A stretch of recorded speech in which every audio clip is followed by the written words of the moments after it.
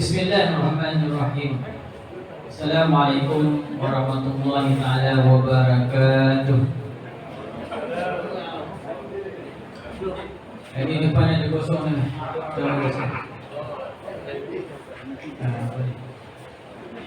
Alhamdulillahil qail.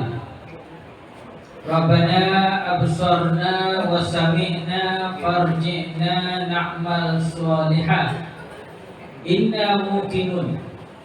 Asyhadu an la ilaha illallah wa asyhadu anna Muhammadan abduhu wa rasuluh. Wa nusalli wa nusallim ala sayyidina wa habibina wa syafi'ina wa zuhrina wa maulana Muhammad. Qala rabbi shrah li sadri wa yassir li amri wa hlul 'uqdatam min lisani yafqahu qawli.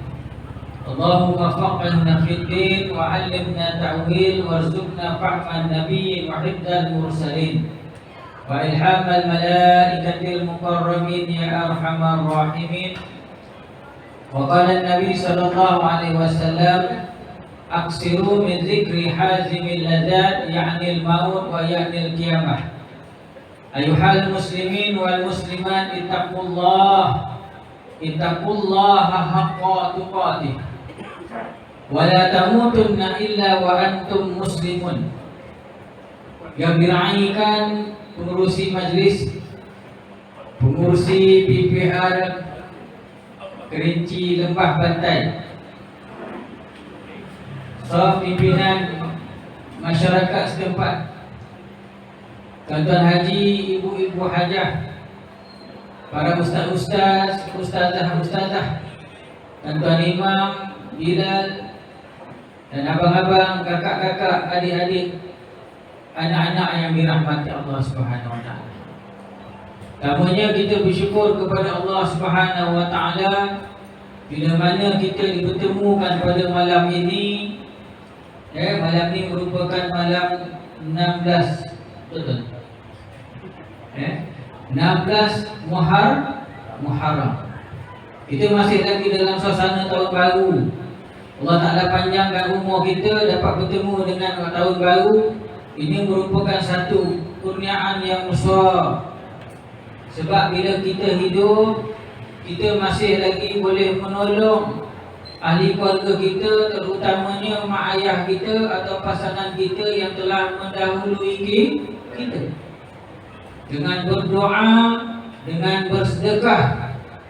Yang kedua-duanya ada hadis ataupun nas yang qat'i menunjukkan sampai doa dan sedekah orang hidup kepada orang yang telah kembali ke rahmatullah. Jadi bersyukur banyak-banyak tuan-tuan dan puan, Allah Ta'ala panjangkan umur, dapat kita bertemu dalam keadaan sihat. Tuan-tuan, berapa jam kuliah? 1 jam setengah. Ya, saya selalu jumpa muka-muka ni. Ini muka surau semua. Tadi bila kuliah dia duduk lagi, kalau tak pandai awak tak tahu. Patutnya dah alim ni dia boleh tulis kitab. Jadi alhamdulillah kita malam ni nak bertemu, kita nak cerita tentang tajuk dia malam pertama di alam. Bukan pengantin. Malam pertama di alam kubur. Tuan-tuan, alam kubur ni bukan orang semua suka. Mati ni orang tak suka. Siapa yang nak mati cepat angkat tangan, ikhlas? Tak ada. Siapa yang nak lambat mati angkat tangan? Pun tak ada juga. Siapa yang tak nak mati angkat tangan? Tak ada juga. Tuan-tuan nak hidup sampai bila? Mati ni kebanyakannya orang takut. Bila cerita mati orang takut. Ada orang tak suka dengar sesat mati. Tapi kita ni sebenarnya dalam perjalanan menuju mati. Tadi semalam baru saya hantar satu jenazah ke kubur. 42 tahun ni perempuan. Umur tua tak semestinya orang tua mati dulu dah. Mati ni satu benda yang kontrak kita dengan Allah Ta'ala dah tamat. Rotek insurans dah tak boleh nak hidup. Tu. Dan bila nak cerita pasal mati ni tuan-tuan, sebenarnya semua manusia melalui, saya rasa saya dah cerita betul. Semua manusia dalam dunia ni, perempuan mungkin ramai, saya tak nampak perempuan dalam surau tu siapa. Mungkin ada di antara yang ada kat sini. Betul? Proses menemui mati ni tuan-tuan, semua orang yang hidup dalam dunia ni, termasuk saya, termasuk pengurusi majlis ke, termasuk pengurusi apa sekalipun, tuan imam sekalipun, dia akan melalui lima alam. Kita melalui lima alam. Untuk menuju ke mati ni alam yang keberapa? Mati ni alam yang keempat. Kita dah lalu 3 alam. Pertama, alam roh. Ma makna roh? Roh ni tuan-tuan dia ada 2. Disebut roh ni ada 2 peranan. Pertama, roh yang qazah, yang ini roh yang ringan. Kalau kita mimpi ke apa ke, yang keluar daripada badan kita ialah roh yang qazah tadi. Kita mimpi kena kejar hantu. Kalau terkejut berpeluh tak? Berpeluh. Kalau kejar dengan bini nombor 1, bini ada 3, nombor 1 kejar, berpeluh tak? Berpeluh. Roh yang lari tadi, roh yang riyaqazah tadi. Yang kedua dinamakan roh hayah, iaitu roh hidup. Roh ni tak keluar. Kalau roh ni keluar, maka berlakulah kematian. Dalam badan kita ni sekarang ada 2. Pertamanya disebut jasmani, yang kedua ni disebut rohani. Jasmani jasad lah. Jasad ini disebut bersusun-susun. Apa dia? Ada tulang, ada daging, ada kulit, ada urat, ada darah, ada angin, ada api, ada air. Semua unsur ni ada dalam badan kita. Dan makanan roh, makanan jasmani ini benda yang kita makan. Apa dia? Nasi lemak, lontong, kari pak. Dia kan lepas ni makan lagi. Dalam bakul tadi belum makan lagi. Dia kan ada makan lagi. Jadi makanan rohani apa dia? Sembahyang, puasa, zikir, sujud tengah malam, baca Quran. Ini yang dinamakan makanan rohani. Dan roh tadi tuan-tuan bila keluar, maka badan tadi, jasad tadi menjadi bukan manusia lagi, dipanggil mayat. Bahasa Arab panggil mayit. Orang Melayu cakap mayat. Kalau roh ni keluar, jawabnya kenduri 3 hari 3 malam. Sungguh.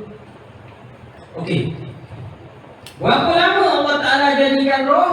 Beribu tahun Allah Ta'ala jadikan roh. Masa Allah Ta'ala jadikan roh, dibawanya roh ni datang dengan 3 benda. Apa dia? Roh datang dengan nafsu dan akal.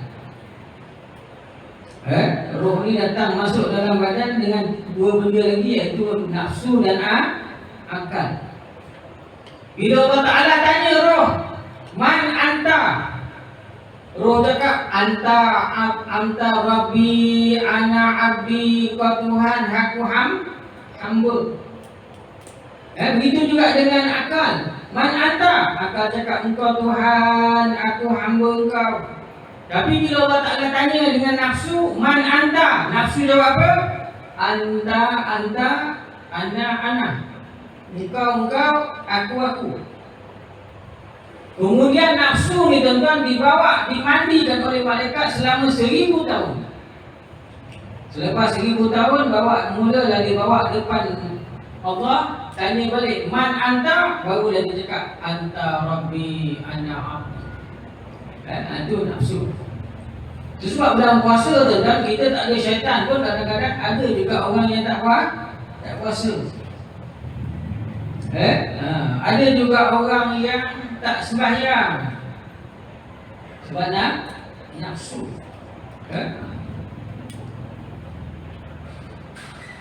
Kemudian teman-teman, daripada alam roh, alam roh, Nabi Adam dijadikan daripada apa? Nabi Adam dijadikan daripada tanah. Mana tu ayat yang menceritakan kejadian Nabi Adam? Dan salah satunya ialah innama amruhu idza arada syai'an ay yaqula lahu kun fayakun. Ayat apa tu? Surah apa? Yasin.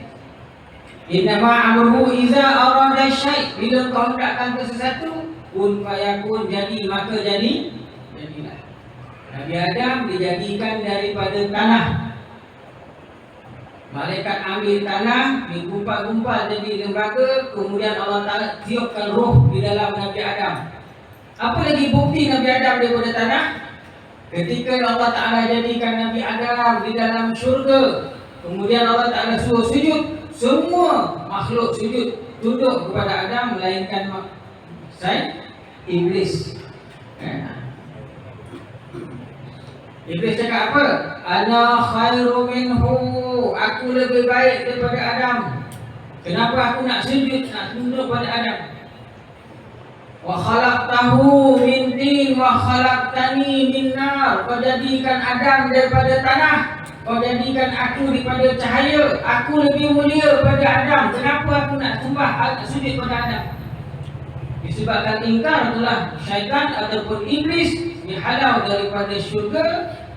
Aba wastakbara wa kana minal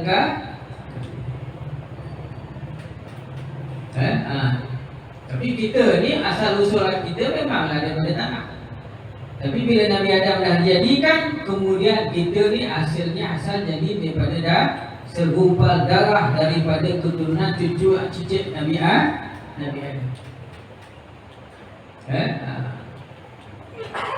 Apa disebut dalam Al-Quran? Min nutfatin khalaqah, daripada segumpal darah kamu dijadikan. Siapa? Kita. Dalam kitab berjanji tuan disebut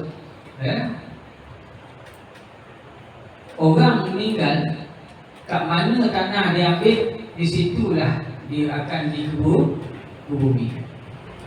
Itu dalam kitab janji lah. Tak ada nas yang kata ni. Maknanya kalau tuan-tuan besok kalau bumi kat sini, maknanya masa nak jadi ketentuan tanah tu diambil di sini asal keturunan tanah tadi, darah. Tapi tak ada nas betul. Kemudian bila kita ditiupkan roh masuk ke dalam badan, berpindahlah kita daripada alam roh masuk ke alam rahim. Alam rahim ni lelaki ke perempuan? Perempuan.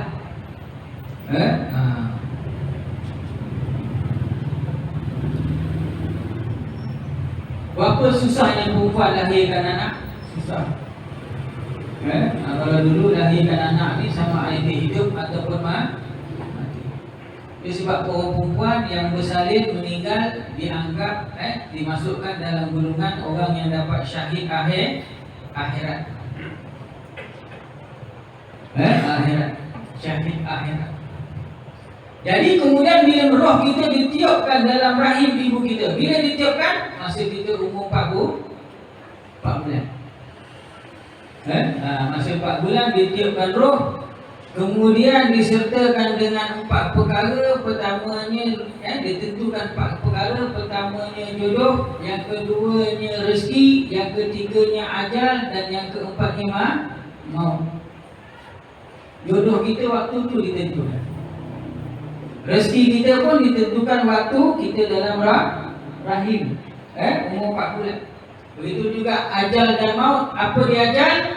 Bila kita meninggal, kat mana kita meninggal, itu yang dinamakan ajal dan maut. Itu sebab bukan orang perempuan ni tuan, kelebihan dia merupakan wali kepada ibu-ibu kita, merupakan wali kepada kita. Doa mustajab. Kepayahan dia mengandung. Waktu mengandung, mula-mula mengandung tu lah pening kepala lah, mabuk lah. Orang lelaki mana ada mabuk? Ada? Tak ada. Mabuk ke? Orang perempuan mabuk, pening masa mengandung. Itu sebab bila Nabi ditanya, "Ya Rasulullah, siapakah orang yang patut aku tolong?" Nabi cakap, "Ummuka, mak engkau." Yang kedua Rasulullah, Nabi sebut ummuka. Yang ketiga dia sebut ummuka. Syurga kita terletak di bawah tapak kaki ibu. Itu sebab tuan-tuan, kalau kita derhaka dengan mak ayah kita, terutamanya ibu kita, bila sampai peringkat derhaka, kalau ibu kita menadah tangan doa dia makbul.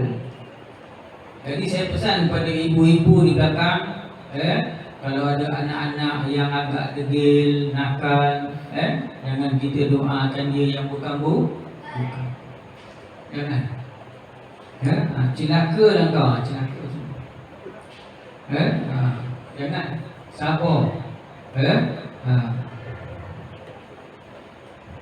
Jadi bila ibu-ibu ni tuan-tuan, dia mengandung selama berapa bulan?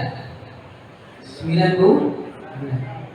Masa mengandung telah pinggang dia sakit. Itu sebab bila kita mandikan jenazah, kita semayang, lelaki kita berdiri. Kalau jenazah lelaki, kita berdiri dekat mana? Dekat bahu dia. Kalau jenazah perempuan, kita berdiri dekat mana? Dekat pinggang. Itu sebab mak ni tuan-tuan, kita tak boleh nak berkasar dengan dia.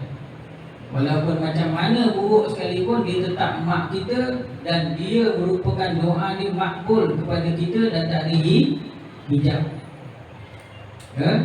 Dosa banyak mana sekalipun mak, jangan dilawan. Walaupun mak kita tu seorang yang fasik, doa dia terhadap Allah Ta'ala makbul.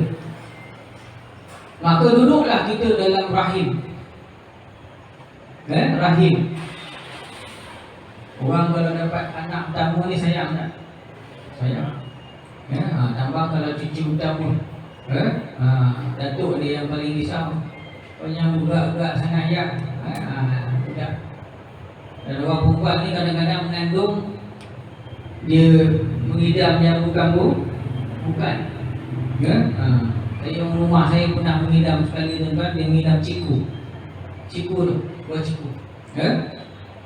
Saya cari-cari kat pasar malam tak jumpa, pasal bukan musim ni. Ciku ni pun ada musim ni. Kemudian saya pergi beli ciku dekat Pertama komplek. Dalam Pertama, masa tu ciku murah. Ciku masa tu harga dia 50 sen ke RM1 je dalam beg. Kalau sebiji RM1, kalau sebelah 50 sen. Disebabkan orang rumah nak makan, mengidam, jadi kita pun pergi beli parking kat luar, bersepah-sepah, keluar, ciku pun dapat, saman pun dah dapat. Tuan-tuan tahu berapa harga ciku tu? RM50, 50 sen. Saman RM50, ciku 50 sen. Sebab orang perempuan bila mula-mula mengandung, dia ajar kita. Kalau kita mengandung, baca surah Al-Baqarah. Bila kita mengandung, baca surah Al-Mulk. Bila kita mengandung, banyak baca Yasin. Itu untuk rohani. Kalau nak anak cantik, kulit bersih, minum air soya. Kulit bersih, bukan kulit putih. Minta maaf. Kalau mak apaknya hitam, kau minum soya banyak mana kau terlantung, dia pun tak putih kan nak, sungguh. Sebab dia mengikut genetik. Masa mengandung bila tuan-tuan meramaikan di antara peranan yang penting. Apa dia? Kita selalu bercakap ataupun kita selalu bacakan Al-Quran untuk anak-anak. Maka masuklah kita alam yang kedua, iaitu alam rahim. Selama berapa bulan? 9 bulan. Dan bila kita keluar daripada alam rahim, Selepas 9 bulan, maka kita keluar daripada alam rahim, masuklah kita alam yang ketiga, dinamakan alam dunia yang kita ada sekarang. Kalau anak kita kan diajar, kalau lahir anak, kalau lelaki azan sebelah kanan, kalau perempuan iqamah sebelah kiri. Azan perlahan dia, tak payah macam Bilal yang kat sembahyang Allahu Akbar, bukan gitu, perlahan-lahan. Kadang dengar dekat telinga, supaya budak tu lahir, dia keluar, dia dengar ayat pertama ialah kalimah kebesaran Allah. Allahu Akbar, Allahu Akbar. Dan bila lahir, bila lahir, kita selalu bagi nama. Saya pesan kepada yang muda-muda, yang mungkin beranak, kalau tak ada pun cucu. Nama ni tuan-tuan, nama yang paling baik, nama apa tuan? Nama paling baik, nama apa? Nama Muhammad. Nama pilihlah nama Muhammad. Sebab apa? Umat Muhammad adalah umat yang mula-mula dihisap di hari kiamat. Dan orang yang nama Muhammad akan dihisap dulu. Kalau orang Muhammad tu tadi soleh, dia akan masuk syurga dulu. Nama Muhammad. Hari ni orang tahu nama panjang, sampai 3 nama. Kotak apa, jabatan pendaftaran tu tak cukup, tulis nama. Yang payahnya besok orang nak nikahkan payah, orang yang nak baca talqin pun payah. Pilihlah nama yang baik. Muhammad. Ada orang dia suka nama sambung, nama mak dengan nama ayah. Ayah dia nama Yahya, mak dia nama Mahani, Ya Maha, macam tu. Senang. Itu. Jadi nama ni tuan-tuan memainkan peranan. Jangan tahu nama yang bukan-bukan. Saya pernah jumpa orang perempuan, nama dia apa? Nama dia Mazani. Tahu apa makna Zani? Zani maknanya dia penzina. Penzina. Saya pernah pergi ada satu tempat tuan-tuan, jumpa satu orang Hindu. Ini dari mana Pak? Dari Seberang. Nama siapa? Nama saya Muhammad Sarikun. Tahu Sarikun apa? Pencuri. Nama dia Muhammad pencuri. Nama ni pun kena pilihlah tuan-tuan. Nama ni kena pilih. Ahmad Nispu. Tahu apa makna Ahmad Nispu? Ahmad makna dia baik, Nispu makna dia setengah baik, setengah lagi wallahu a'lam. Nispu tu makna dia separuh. Jadi bila kita lahir dekat dunia, keluar dekat dunia tuan-tuan, inilah di antara tempat yang kita berada di sekarang. Dalam dunia ni saya nak sebut, dalam dunia ni paling seronok masa bila? Daripada kita lahir sampai kita balik. Kenapa dalam dunia ni daripada kita lahir sampai balik seronok? Sebab waktu inilah Allah Ta'ala tak akan tanya kita. Budak besar ni, yang kecil-kecil ni kalau mencuri, Allah Ta'ala tak tanya. Yang kecil-kecil ni kalau tak semayang, Allah Ta'ala tak tanya. Ni kanak-kanak ni kalau isap rokok. Isap rokok apa hukum tu? Rasa macam haram. Sebab saya kebetulan kat tempat saya ada seorang orang gila. Dia tak ingat apa. Rokok ni sebenarnya nikotin dia kuat. Ketagih dia kuat. Orang tempat saya tu dia gila. Benda lain dia tak ingat, balik rumah ke apa, tapi nak rokok. Mana pergi rokok, mana pergi rokok. Maknanya rokok ni dia punya nikotin, dia punya ketagihan dia kuat. Kalau tak betul-betul tak boleh nak berhenti. Jadi umur daripada lahir sampai balik, umur ni Allah Ta'ala tak tanya. Kau tak semayang ke, kau mencuri ke, kau dedah aurat ke, Allah Ta'ala tak tanya. Yang Allah Ta'ala tanya kita tuan-tuan ialah daripada kita balik sampailah kita meninggal. Dan dalam dunia ni lah tuan-tuan, yang kaya diduga dengan kekayaan. Yang miskin diduga dengan kemiskinan. Yang pertengahan diduga dengan pertengahan. Orang kaya tuan-tuan, dia kalau nak tunjuk kekayaan dia pada siapa? Dia kena ada orang miskin. Betul tak? Ya. Itu sebab dalam syurga besok tidak ada satu sifat yang buruk pun dalam syurga. Kentut tak ada, kencing tak ada, berak tak ada, dengki tak ada, hasad tak ada. Apa pun perkara buruk dalam syurga tak ada. Sebab orang dalam syurga tu semua kaya-kaya belaka. Disebut dalam Al-Quran, apa saja kita nak, kita akan dapat. Orang kaya, kalau dia nak tunjuk kekayaan dia dengan orang kaya, dia nak tunjuk ke tak? Cubalah tuan-tuan jemput saya ni bukan VIP, datang bicycle.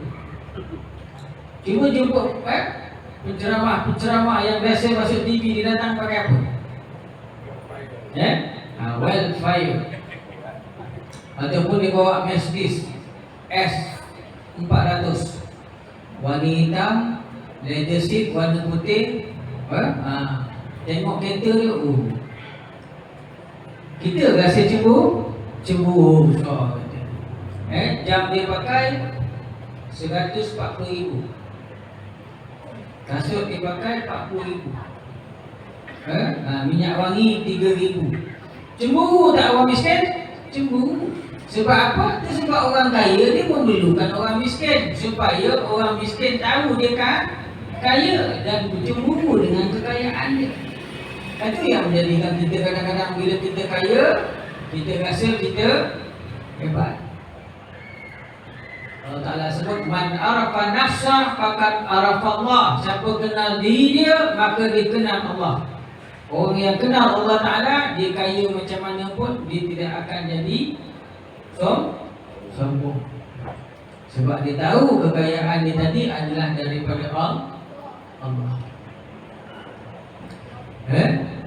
Baru ni saya tengok ada satu rencana dia kata, rumah. Saya tak tahu lah nak panggil rumah ke apa. Rumah tu dekat atas tanah 4 ekar. Perluasan rumah dia 22,000 kaki persegi. Rumah kita ni, rumah tuan-tuan dengan rumah saya 1,000 lebih, 1,000 pun tak sampai. Rumah Khatijah Ibrahim saya pergi baru 2,000 kaki persegi. Rumah Khatijah Ibrahim dekat Bukit Gasing. Tahu tak Khatijah Ibrahim? Kenal Khatijah Ibrahim? Tuan-tuan tak tengok TV ke? Dengan ceramah je. Andainya aku bertanya. Rumah dia baru 2,000 kaki persegi. Rumah yang ditunjuk dalam TV tu tuan tahu apa? 22,000 kaki. Kolam renang ada 3, bilik ada 9. Tandas susah cerita lah. Setiap bilik ada tandas. Ada gelanggang bola keranjang. Atas bumbung ada tempat main golf. Sewa satu, kawan putih ni dia ada 4 musim. Sewa satu musim 1.5 juta. Sewa. Kalau convert duit kita lebih kurang dalam 7 juta lah. Sewa. Kalaulah semua orang kaya, semua orang ada rumah macam tu, ada ke benda nak dibanggakan? Tak ada. Itu sebab saya cakap orang kaya, dia nak bangga, dia kena ada orang miskin. Kan ada orang sederhana, orang macam kita ataupun orang tak ada rumah. Tapi apa pun status sosial kita yang berada dalam dunia hari ini, tuan-tuan, semuanya adalah palsu belaka. Wa mal hayatad dunya illa mata'ul ghurur. Allah Ta'ala sebut segala kemewahan dunia, kekayaan dan kemewahan dunia itu adalah palsu belaka. Kenapa Allah Ta'ala sebut palsu belaka? Sebab apa yang kita ada pada hari ini semuanya bakal akan kita tengok.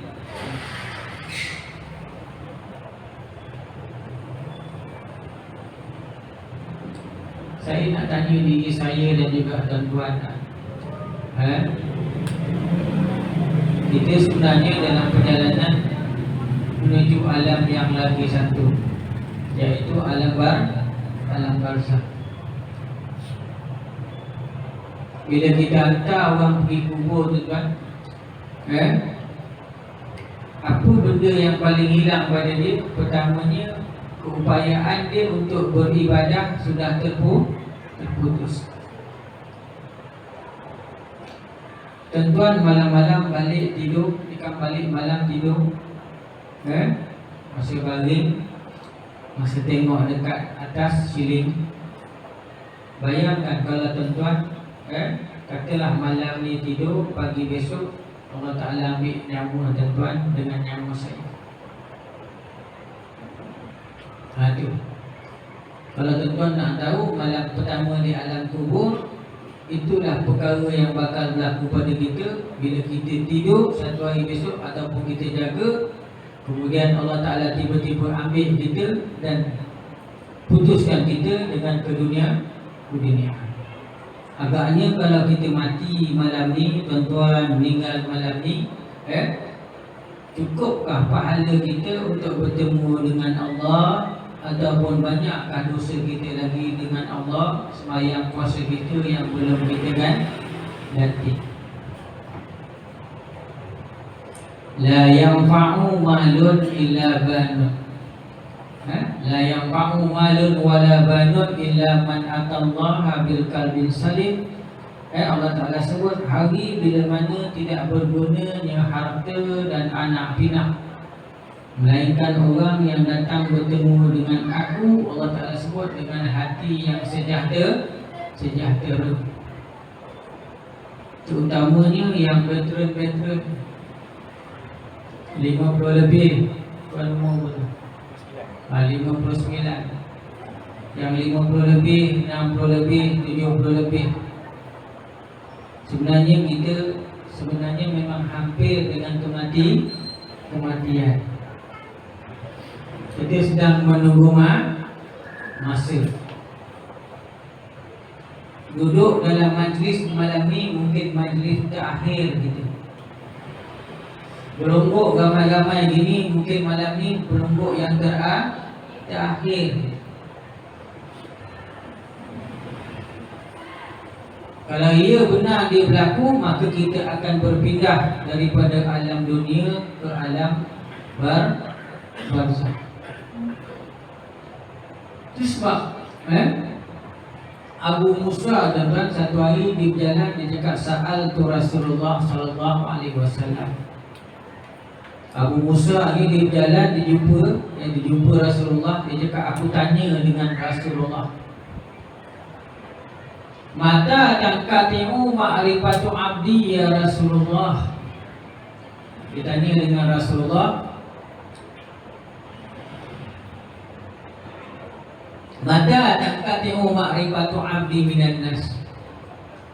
Sebenarnya bila ya Rasulullah kita ni tahu kita ni beriman ke tak beriman, Islam ke tak Islam, kita ni ahli syurga ke ahli neraka, bila Rasulullah ditanya?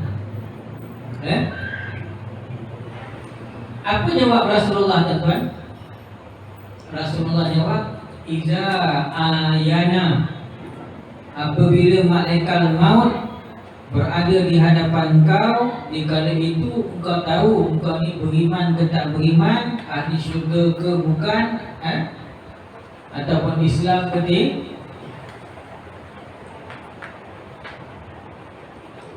Sebab tuan-tuan, Hasan Al-Basri, Hasan Al-Basri satu hari dia pergi rumah orang meninggal.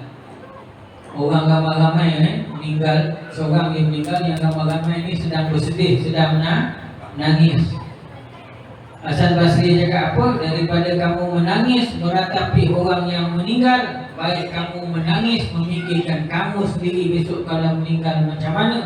Sebab orang meninggal tu dia dapat 3 benda. Pertama, apa dia tuan-tuan orang yang meninggal dapat? Pertama, orang meninggal, tuan-tuan, saya dan semua yang hadir kat sini satu hari besok bakal melihat malaikat maut depan kita gini. Malaikat maut akan datang depan kita, berdepan gini. Semua orang akan peluang tengok.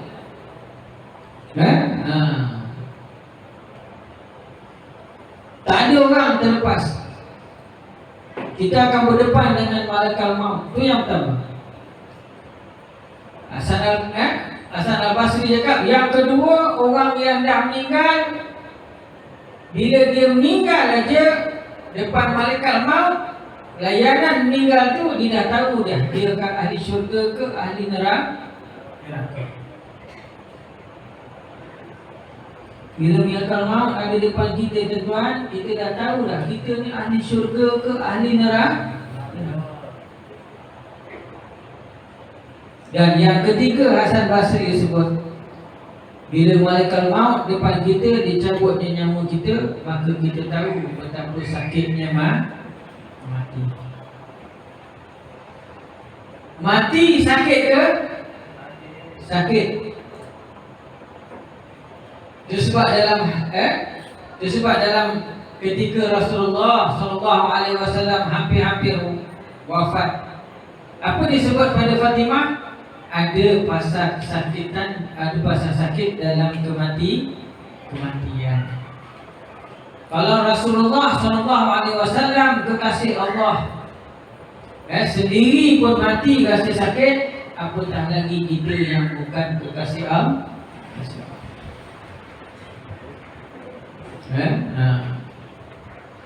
Kita tengok dalam kitab malam pertama di alam kubur tu disebut orang yang terakhir sekali mati siapa dia? Orang yang terakhir sekali mati adalah malaikat maut. Ketika malaikat Israfil meniupkan sangkakala, semua mati melainkan 4 malaikat. Malaikat maut, Israfil, Jibril, Mikail. Allah Ta'ala tanya dengan dia, siapa ada lagi? Wahai malaikat maut, semua dah meninggal dah, melainkan yang 4 ni dengan malaikat yang menjaga Arash. Allah Ta'ala cakap, cabut semuanya. Kemudian malaikat maut mencabut semua malaikat tadi, termasuk malaikat yang menjaga Arash. Ini janji Allah Ta'ala, kullu nafsin dha'iqatul maut, maknanya setiap yang bernyawa pasti akan merasa mati, termasuklah malaikat yang mencabut nyawa pun akan mati. Lalu Allah Ta'ala tanya dengan dia, siapa yang tinggal lagi wahai malaikat maut? Aku dengan kau ya Allah. Allah Ta'ala cakap, cabut nyawa kau. Bila malaikat maut cabut nyawa ni tuan-tuan, dia cakap apa? Kalau gini lah sakitnya mati, kalau aku tahulah dulu sakit mati gini, aku akan cabut nyawa orang yang beriman dengan lebih lembut. Maknanya sakit tak mati? Sakit.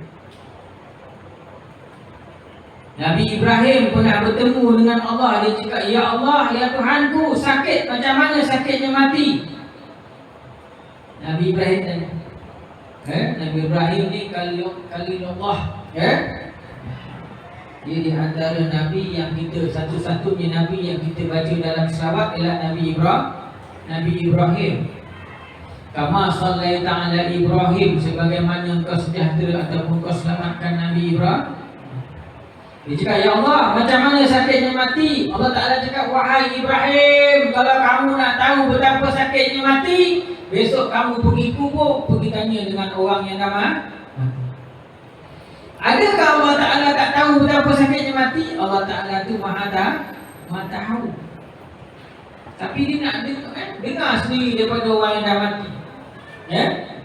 Lalu besok dia tuan Nabi Ibrahim pergi kat kubur. Wahai penghuni di dalam kubur, keluarlah engkau. Aku nak bertanya dengan kau tentang mati. Dengan izin Allah, terbuka kubur tuan, bangkit roh yang dah mati, jenazah yang dah mati. Nabi Ibrahim tanya dia, wahai mayit, kamu ceritakan macam mana sakitnya mati. Dia cakap apa? Wahai Ibrahim, ketahui olehmu Ibrahim, walaupun aku dah mati 60 tahun dahulu, tapi sakit mati itu aku rasa macam baru lagi aku rasa.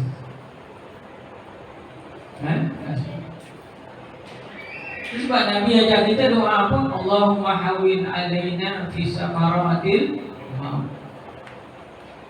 Nabi ajar, ya Allah, kau ringankanlah sakit mati.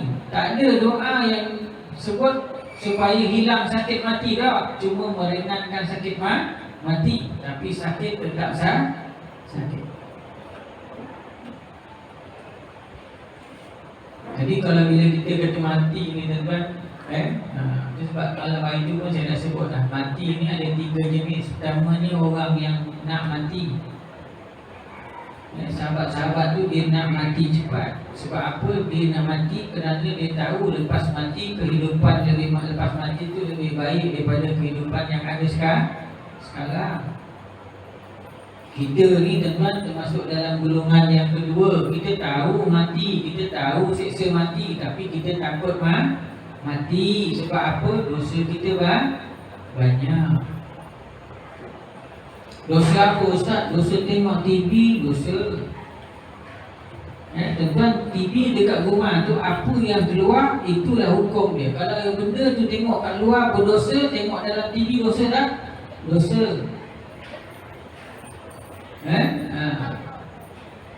Kalau tengok orang perempuan tak tutup aurat dalam TV, dosa tak? Dosa. Kalau tuan-tuan tengok rencana binatang ke singa ke kuda belang, itu tak dosa. Apa saja yang berlaku dalam TV, kalau dekat luar berdosa, tengok dalam TV pun berdosa. Kita ni golongan kedua tuan-tuan. Saya pun macam tuan-tuan, takut mati. Sebab apa? Sebab kita pernah zaman muda, dan zaman muda kita macam-macam yang kita buat. Tu yang perempuan-perempuan belakang tu, berapa banyak yang bedah aurat tu, yang pakai skirt merah, yang pakai tumit tinggi, yang bibir merah, yang berpuluh-puluh tahun tak tutup aurat. Dia yang lelaki-lelaki dulu tak banyak, mana yang kaki minum arak, yang kaki ekor. Dosa tak? Dosa. Dah taubat belum? Dah ganti belum? Tanya diri masing-masing.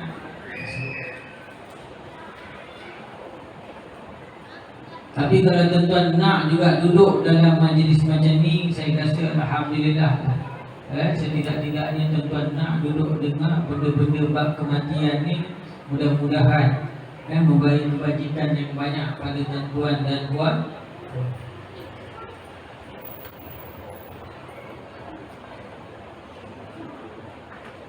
Bila kita mati je tuan-tuan, barulah saya masuk dalam tajuk ni, malam pertama di alam kubur, malam pertama di alam kubur. Tuan-tuan dengar, orang yang mati beriman, orang yang mati soleh, malaikat maut datang dengan malaikat rahmat. Dia bawa kain putih sutera daripada syurga. Bila nyawa tu keluar, roh tu keluar, dia cakap, wahai orang yang diredai dan meredai Allah, wahai roh yang diredai dan meredai oleh Allah, keluarlah kamu. Maka roh tadi keluar dan disambut dengan kain sutera daripada syurga yang wangi tadi, dijemput oleh malaikat, kemudian dibawa naik ke langit. Malaikat berdobot-dobot bawa roh siapa yang wangi ni, roh siapa yang wangi ni, kemudian roh itu akan dibawa naik ke langit, akan dijumpakan dengan roh-roh sebelum ni daripada orang yang dah mati awal, orang beriman. Kemudian orang yang dah mati awal tadi tanya dengan roh tadi, dia cakap macam mana Fulan bin Fulan, Fulan bin Fulan, Fulan bin Fulan. Kalau baru ni ada kawan-kawan kita mati, tanya macam mana pengurusi. Dia tanya macam mana pengurusi. Siaplah pengurusi jadi. Apa jawab orang yang dah mati? Dia cakap orang hidup tetap sama, dia akan lupa perkara kematian. Berbeza dengan orang yang tak soleh, orang yang toleh dan orang ingkar, orang fasik. Roh dia akan disambut dengan kain yang kasar dan malaikat akan membentak-bentak supaya roh tadi keluar. Dan roh orang beriman tidak dapat naik ke langit. Roh orang beriman dapat naik ke langit. Orang yang tak beriman, rohnya tidak dapat naik ke langit. Begitu juga orang yang beriman, soleh, ada tinggalkan hutang tapi saja tak nak bayar, roh dia pun tak dapat naik ke langit. Itu sebab saya pesan selalu tuan-tuan, kalau dah berumur gini, kalau boleh jangan beli barang berhutang, beli cara tunai.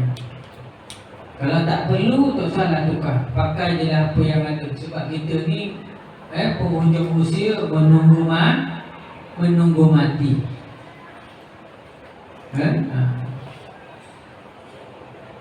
Dan macam mana cerita dalam hal malam pertama di alam kubur? Itu sebab disebut tuan-tuan, rajinlah baca surah Al-Mulk. Ini di antara surah yang menjadi pendinding diri kita daripada malaikat di dalam kubur. Tabarakalladzi biyadihil mulku wa huwa ala kulli syai'in qadir. Alladzi khalaqal mauta wal hayata liyabluwakum ayyukum ahsanu amala wa huwal azizul ghafur. Ayat ni sampai habis kalau tuan-tuan baca setiap hari, ayat ini akan menjadi pelindung pada tuan-tuan dan juga perempuan di dalam kubur. Baik malam pertama, malam kedua, malam ketiga. Malaikat datang daripada kepala, ayat ini akan berada di kepala. Malaikat datang daripada kaki, ayat ini akan berada di kaki. Malaikat datang daripada kanan, ayat ini akan berada di sebelah kanan. Malaikat datang daripada sebelah kiri, ayat Al-Mulk, Al-Quran ini akan berada di sebelah kiri. Malaikat tanya dia, man anta, siapa engkau? Akulah Quran yang selalu dibaca dan aku akan menjadi pendinding pada si mati. Tapi jangan baca Quran, dia sembahyang tak buat betul. Sebab amalan yang mula-mula dihisap ialah sembahyang. Awal a'mal yuhasibu min abdi ila yaumil qiyamah as-shalah. Amal yang mula-mula ditanya pada seorang hamba pada hari kiamat ialah sembahyang.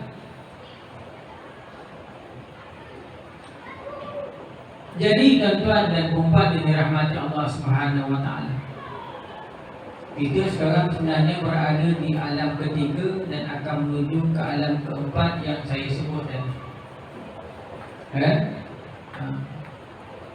Itu sebab saya sebut tadi, kita masih lagi diberi peluang oleh Allah Subhanahu Wa Taala untuk beramal untuk diri kita sendiri, dan juga beramal untuk orang-orang yang telah meninggalkan kita.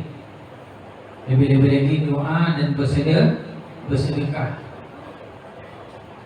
Itu sebab disebut dalam Ibnu Sina dalam kitab dia menyebut ada 3 jenis orang yang beribadah. Pertama, orang yang beribadah kerana pahala. Bila kita beribadah semata-mata kerana pahala, kita akan berkira-kira, akhirnya kita rasa kita banyak beribadah, dan akhirnya yang timbul ialah ujub dan riya.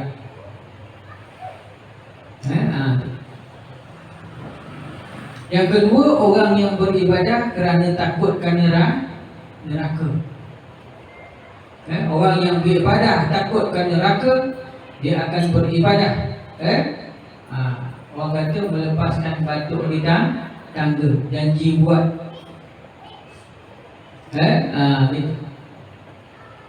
Tapi beribadahlah kerana Allah Subhanahu Wa Taala, kerana setiap ibadah yang ikhlas, iaitu Allah Taala akan balas dengan pahala, dan pahala inilah yang akan kita bawa bagi bertemu dengan Allah untuk ditimbang di mizan pada hari akhir. Berapa tahun kita dalam kubur, wallahu a'lam. Walaupun kita sebut malam pertama di alam kubur, tuan-tuan tengok nenek moyang kita dah berpuluh-puluh tahun dalam kubur. Ada di antara ayah kita yang dah lebih 20 tahun dalam kubur. Kita besok tak tahu berapa lama lagi dalam kubur. Sebab disebut perjalanan akhirat itu ialah bermula dengan kematian, dan perjalanan akhirat itu adalah satu perjalanan yang panjang dan merumitkan. Bila kita berada di alam kubur besok, tuan-tuan, kenapa kubur ni disebut barzakh? Kubur ni disebut barzakh maknanya dinding pemisah. Kita nak pergi akhirat belum boleh lagi, kita nak balik dunia tak boleh sebab dah mati. Tapi kalau kita orang iman, orang soleh, disebut dalam kitab orang beriman dan orang soleh, ketika dalam kubur seolah-olah pengantin baru yang tidur. Saya selalu ambil contoh, tuan-tuan tengok kisah Ashabul Kahfi. Ashabul Kahfi ni tuan-tuan, kisah dia apa? Kisah dia 7 pemuda dengan seekor anjing lari daripada pemerintah yang zalim, masuk ke dalam gua, lalu tertidur. Dan bila dia tidur, dia bangun, dia ingat dia tidur 1 malam saja. Bila dia bangun, dia pergi ke pasar, dia bawa duit tu. Tuan-tuan baca surah Al-Kahfi, dia bawa duit tu. Orang cakap ini duit lama, mana kau ambil? Dia cakap aku baru semalam bawa duit ni daripada gua. Bila dia periksa-periksa, dikira-kira dia dah tidur selama berapa? 319 tahun. Rasa kejap je, tapi dah lama dah.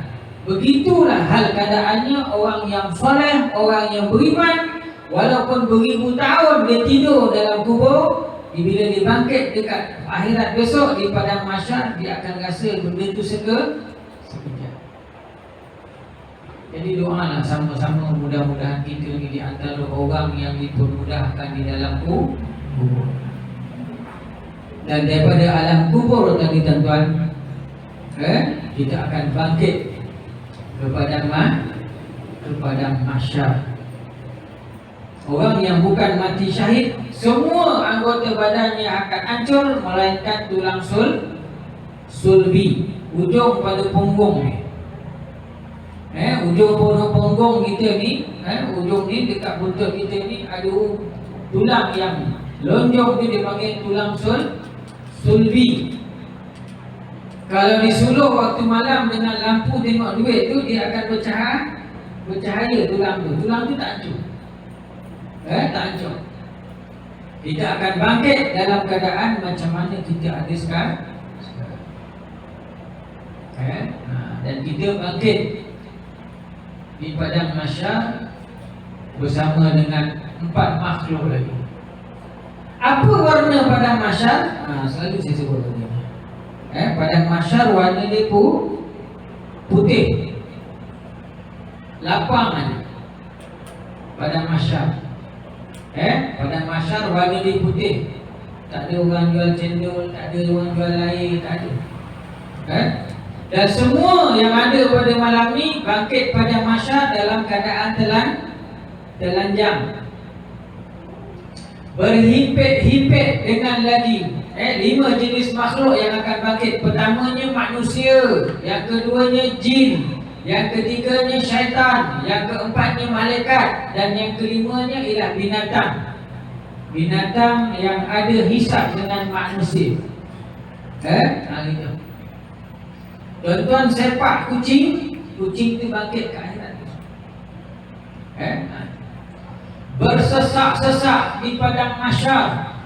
Berapa juta? Tidak ada orang tahu berapa jumlah dia. Tuan-tuan bayang, umat daripada Nabi Adam akan berhimpun di padang mahsyar, di satu padang yang warna putih, lapang terus, dalam keadaan telanjang. Dan ketika itu matahari disebut segalah. Usah segalah lah, tinggi kelihatan cukup lah. Sekarang ni matahari berapa ratus ribu kaki pun panas. Kalau matahari atas flat ni panas ke tak panas? Panas. Kita akan peluh masing-masing akan mengikut amalan masing-masing. Dalam hadis Nabi sebut ada orang peluh dia dengan buku lali, ada orang peluh dia dengan lutut, ada orang peluh dia dengan pinggang, ada orang peluh dia tahap dada, ada orang peluh dia tahap hidung, dan ada juga ramai yang tenggelam timbul disebabkan peluh masing-masing. Itu pun mengikut amalan masing-masing. Akan gelap selama 40 tahun. Kemudian kita akan, bila kita akan berbondong-bondong pergi jumpa dengan Nabi Adam. Kita akan ramai-ramai bawa pergi waktu ramai-ramai. Cepatlah hisab. Kita akan ramai-ramai pergi berjumpa dengan Nabi Adam. Ya Adam, anta ababul basar, mintalah dengan Allah Ta'ala supaya dipercepatkan hisab. Adam cakap, aku malu nak jumpa Allah, sebab dulu Allah Ta'ala tak bagi aku makan buah khuldi, aku makan. Jumpalah Nabi Adam, Idris, Nuh, jumpa. Dan akhirnya tuan-tuan, kita akan bertemu dengan Nabi Muhammad sallallahu alaihi wasallam. Kita minta tolong dengan Nabi Muhammad. Di kali itu Nabi Muhammad mengangkat tangan bermunajat dengan Allah Ta'ala. Itu yang dinamakan syafaat uzma ataupun syafaat kubra. Dan dengan syafaat Nabi sallallahu alaihi wasallam, Allah Ta'ala mempercepatkan hisab.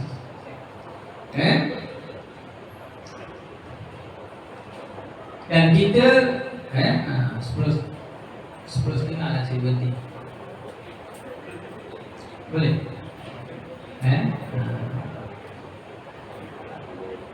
Ini siapa? Oh. Ya. Dia oi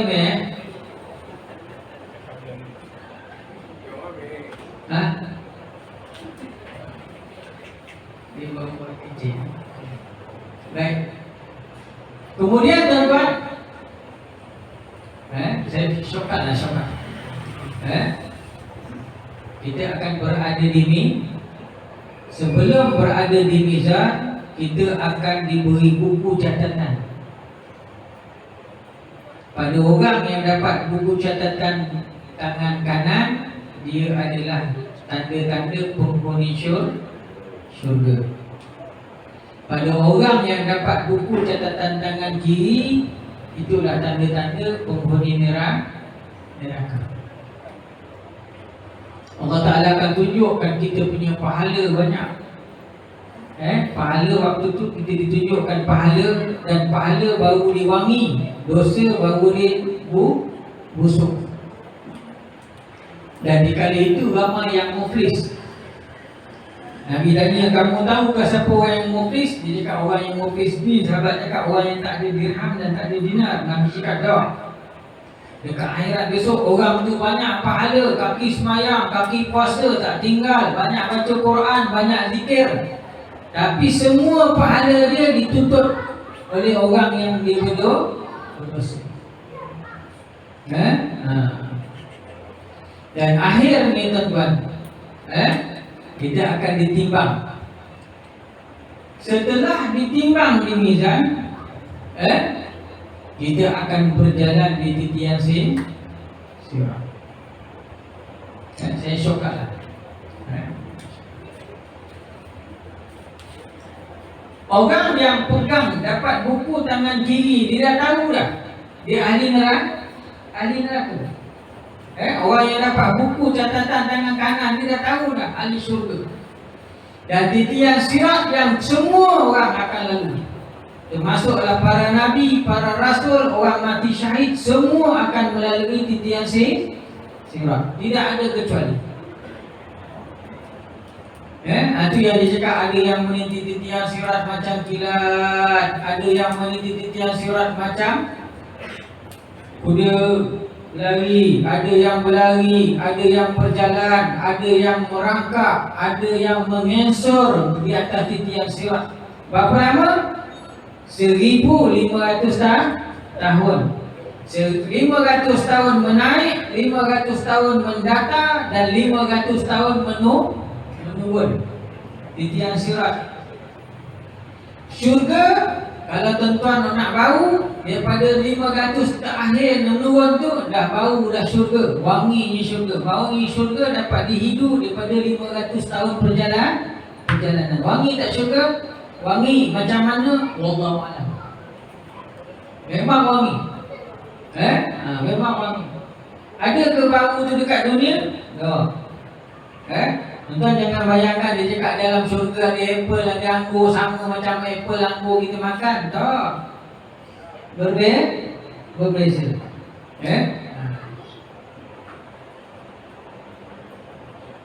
Dan waktu kita melintas di titian sirat, orang yang dapat buku catatan tangan kiri,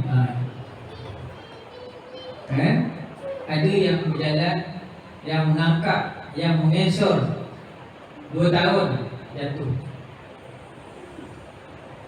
Ada yang dah jalan 10 tahun jatuh. Jatuh pergi ke mana tuan-tuan? Ini betul.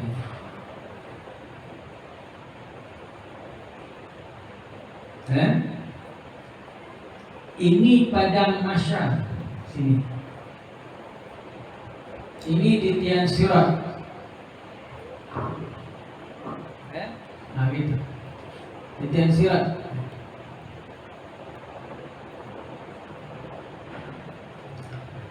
Di sini syurga.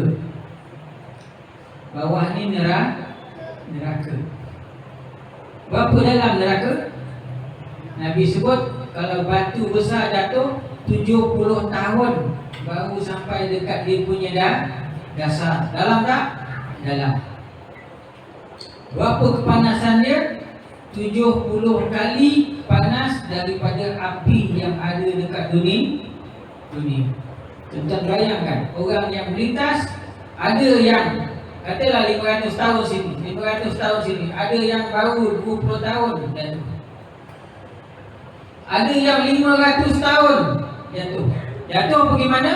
Dalam neraka. Ada yang 1000 100,000 tahun jatuh. Disebut dalam 1000 orang yang melintas, cuma seorang aja yang sampai ke syurga.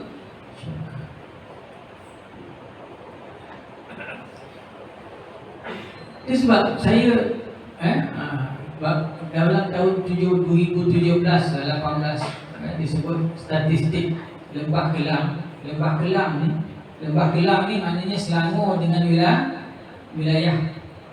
Dia cakap cuma 5% ataupun 7% aja yang orang yang betul-betul jaga sembahyang. Sebab tak heran kalau 1000 yang melintas, cuma satu orang daripada 1000 tadi yang melintas akan terus dapat masuk syurga. Yang lainnya ke neraka. 1000 seorang masuk syurga. Kalau 100,000 berapa orang masuk syurga kan? 100 orang. 100,000 100 orang. 1000 banyak tak? Banyak. 1000 orang tuan-tuan ingat sikit ke? Ini baru berapa ni? 100 pun tak sampai ni. Sampai 100. Ha? Sampai? Sampai. Tuan-tuan bayangkan kalau ini 100, 1000 orang semua masuk syurga, seorang dia yang lepas masuk syurga, semua masuk neraka, seorang aja yang masuk syurga. Dan orang yang masuk neraka tadi ada 2 jenis.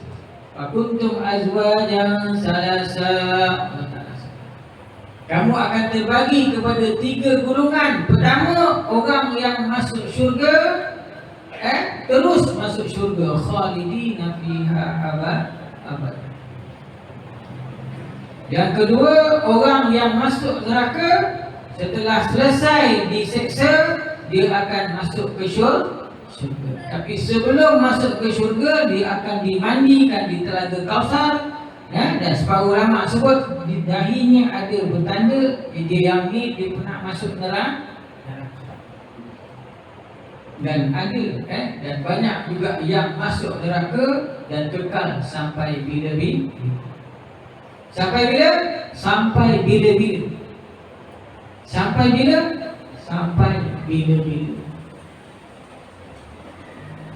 Syarat pertama nak masuk syurga ialah iman. Disebut orang yang ada iman walaupun sebesar zarah, setelah diseksa di dalam neraka, akhirnya dia akan dimasukkan ke dalam syurga. Itu sebab saya pesan pada diri saya dan juga tuan-tuan, saya pesan 4 benda ni. Nabi sebut orang yang bijak ialah orang yang selalu mengingati mati dan berkira-kira tentang kehidupan selepas mati. Itu yang pertama. Yang kedua, orang yang kuat ialah orang yang dapat menahan diri dia ketika marah. Dan yang ketiga, kejayaan sebenar setiap makhluk ataupun insan itu, apa dia kejayaan sebenar dia? Adakah dapat pangkat besar, gaji besar, rumah besar, kereta besar ke? Tak. Nabi sebut kejayaan sebenar setiap insan itu ialah bila dia berjaya memasuki syurga Allah Ta'ala. Itu kejayaan sebenar. Kita di dalam dunia ni, kita jadi doktor ke, kita jadi apa ke, pangkat kita besar mana ke, gaji kita banyak mana ke, itu semua adalah percubaan ataupun dugaan kepada kita. Allazi khalaqal mauta wal hayata liyabluwakum ayyukum ahsanu amala. Dialah Allah yang menjadikan, allazi khalaqal hayata wal maut, yang menjadikan hidup dan mati untuk melihat di kalangan kamu siapa yang paling baik amalan dia. Saya ulang lagi sekali, kejayaan yang sebenar ialah kejayaan memasuki syurga Allah. Dan nikmat paling besar, adakah nikmat masuk syurga? Tak. Nikmat paling besar ialah nikmat apabila penghuni syurga diberi melihat wajah Allah Ta'ala. Kita selama ni dengar Allah Ta'ala Maha Kaya, Maha Kuasa. Macam mana Allah Ta'ala dekat syurga besok? Orang yang beriman, orang soleh, yang dia akan dapat melihat apa yang dikatakan wajah Allah.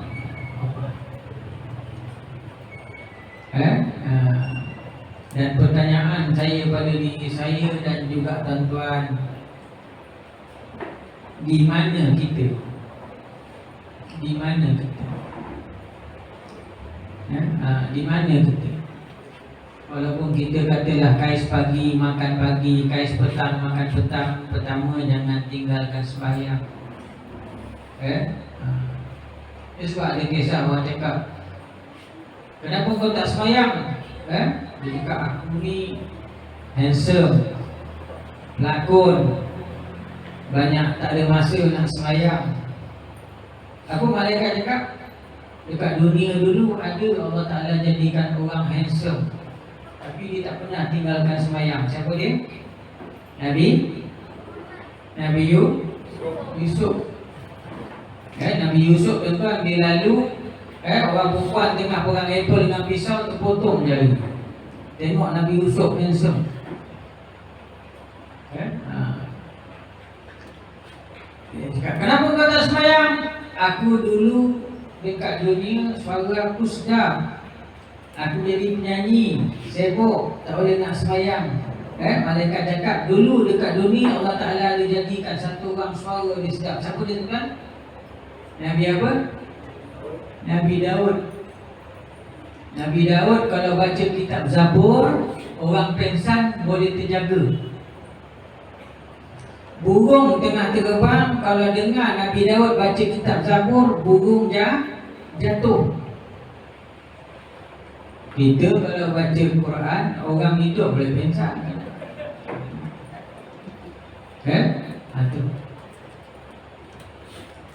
Aku tak boleh sembahyang sebab aku kaya, banyak duit, aku sibuk nak uruskan dunia, nak uruskan harta aku. Malaikat cakap, dulu dekat dunia ada seorang apa Allah Ta'ala jadikan dia sangat kaya. Siapa dia? Nabi Sulaiman alaihissalam. Nabi Sulaiman memerintah satu dunia dengan pertolongan apa? Bala tentera dia apa? Jin. Dia memerintah satu dunia, lagi sibuk. Tapi Nabi Sulaiman tak pernah tinggal sembahyang, tak pernah ditinggalkan sujud kepada Allah. Malaikat, aku ni miskin dekat dunia dulu, aku tak ada masa, aku sibuk cari duit, kais pagi makan petang, kais petang makan malam, sibuk nak cari duit nak makan. Dekat dunia dulu malaikat cakap ada satu orang hamba Allah yang Allah Ta'ala jadikan miskin. Siapa dia? Nabi Muhammad sallallahu alaihi wasallam miskin. Tuan tahu apa yang Nabi Muhammad tinggalkan waktu dia wafat? Hanyalah seekor keldai. Kita pun mati ada tinggal RM300, ada yang tinggal 300,000, ada yang tinggal 200,000. Nabi Muhammad wafat tinggalkan apa? Tinggalkan seekor bagal. Tapi dialah hamba manusia yang paling mulia di sisi Allah, sehingga mendapat nama Habibullah. Maknanya tidak ada alasan untuk kita untuk mendampingi Allah dan menjadi kekasih Allah. Beribadahlah tuan-tuan sebanyak mungkin yang boleh, berusahalah bersungguh-sungguh agar mendekatkan diri kepada Allah. Mudah-mudahan waktu kita dijemput oleh Allah Subhanahu Wa Taala, kita di antara orang yang beriman dan beramal soleh. Waktu Allah Ta'ala jemput, sehinggalah waktu terakhirnya Allah Ta'ala bagi peluang pada kita dapat mengucapkan kalimah syahadah La ilaha illallah Muhammadur Rasulullah di akhir kalam kita. Jadi maknanya tuan-tuan, bergantung pada kita. Selagi mana Allah Ta'ala bagi nyawa, maknanya Allah Ta'ala bagi peluang untuk kita berubah. Hari ini 16 Muharram, maknanya tahun hijrah. Tuan-tuan yang dah berhijrah, teruskan berhijrah. Tambahlah amal setiap tahun. Yang baru nak berhijrah, berhijrahlah. Daripada tak baik kepada baik, daripada baik kepada lebih baik, daripada lebih baik jadi yang terbaik. Saya rasa cukup sekadar tuan-tuan untuk saya ucapkan pada tuan-tuan apa yang dikatakan manusia daripada awal hinggalah ke syurga. Saya tak boleh nak cerita hal syurga. Syurga ni banyak sangat cerita.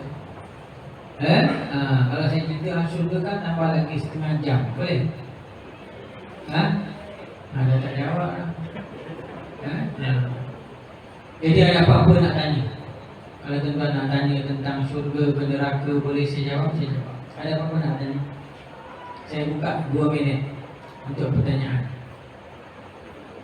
Tak ada? Dia betul gila macam ni. Nasi pun dah siap, makan apa pun kan? Lupa nak tanya dia, kalau sedap cepat berhenti. Kambing boleh? Kambing boleh. Makan kambing boleh, itu biasa. Kalau yang makan kambing itu boleh, itu luar biasa. Jadi subhanallah bihamdihi, subhanakallahumma wa bihamdika, asyhadu an la ilaha illa anta, astaghfiruka wa atubu ilaik. Wal as innal insana lafi khusr illa alladziina amanu wa 'amilus shalihat wa tawassaw bil haqq wa tawassaw bis sabr. Wallahu ta'ala a'lam. Al-Fatihah. A'udzu billahi minasyaitonir rajim. Bismillahirrahmanirrahim. Alhamdulillahi rabbil alamin, arrahmanir rahim, maliki yaumiddin. Iyyaka na'budu wa iyyaka nasta'in. Ihdinas siratal mustaqim. Siratal ladzina an'amta 'alaihim ghairil maghdubi 'alaihim waladdallin. Amin. Bismillahirrahmanirrahim. Alhamdulillahi rabbil alamin. Allahumma shalli ala sayyidina Muhammadin fil awwalin wal akhirin. Wa sallim radhiyallahu tabaraka wa ta'ala an kulli ashabi Rasulillah ajma'in. Ya Allah, Ya Rahman, Ya Rahim, hamba-Mu yang banyak salah dan banyak dosa ni, Ya Allah.